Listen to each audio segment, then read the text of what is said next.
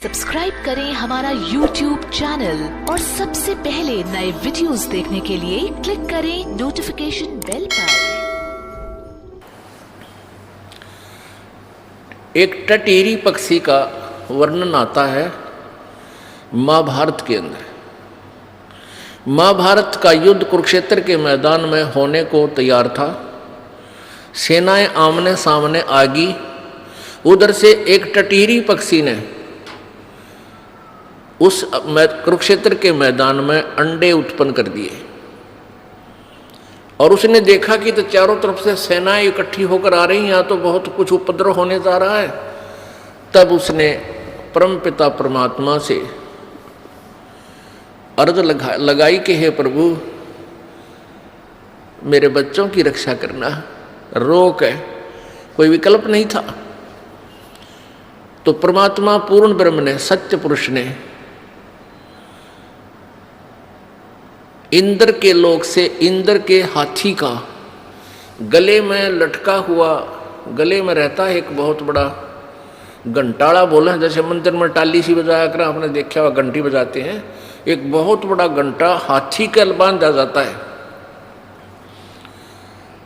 उसको बताते हैं वो 88,000 मन का था।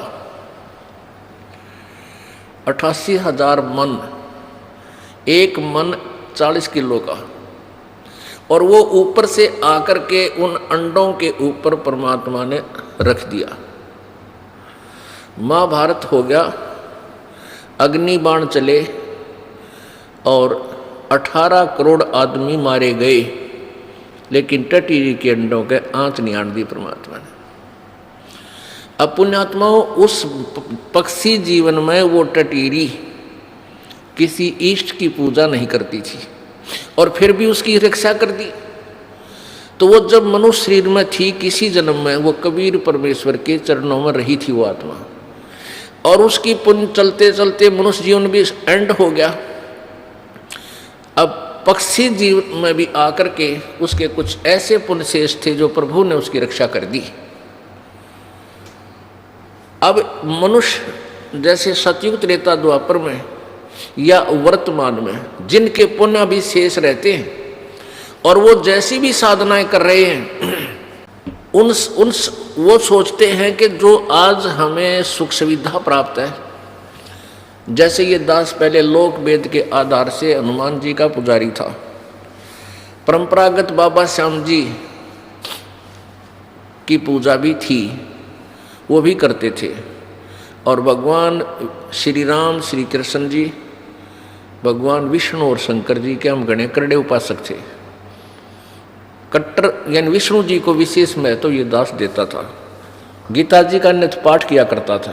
तो हम हमारे जैसे भी हमें कोई सुविधा हुई, जैसे हम क्लास में पास, स्कूल विद्यालय में पास होते थे, तो हमारा क्रेडिट हमारे भगवान श्री कृष्ण विष्णु जी में, दादा श्याम जी में, हनुमान जी में जाता था।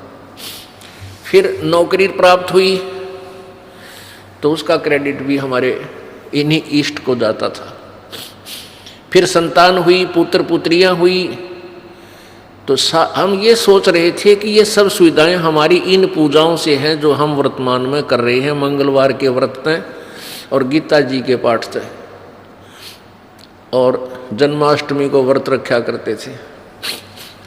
तो अब ये पता चला कि ये हमारे पूर्व संस्कारों का प्रतिफल हमें मिल रहा था। वर्तमान की जो साधना थी वो सारी शास्त्र विरुद्ध थी, उनसे कोई भी लाभ हमें होने वाला नहीं था।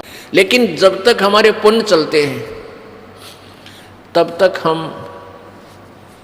यही सोच रहे होते हैं कि जो हम क्रिया कर रहे हैं बिल्कुल ओके है, और कोई दूसरा समझाने की चेष्टा करता उसके कान्ना पे घटाड़ देते हैं कि नहीं नहीं आप गलत कह रहे हो। पुण्यात्माओं, ये दास आपको बहुत बार बताता है कि जो पुण्यकर्मी प्राणी होते हैं उनको भक्ति जिनकी अच्छी होती है, पुण्यकर्मी प्राणी होते हैं, उनको परमात्मा की चाह बनी रहती है।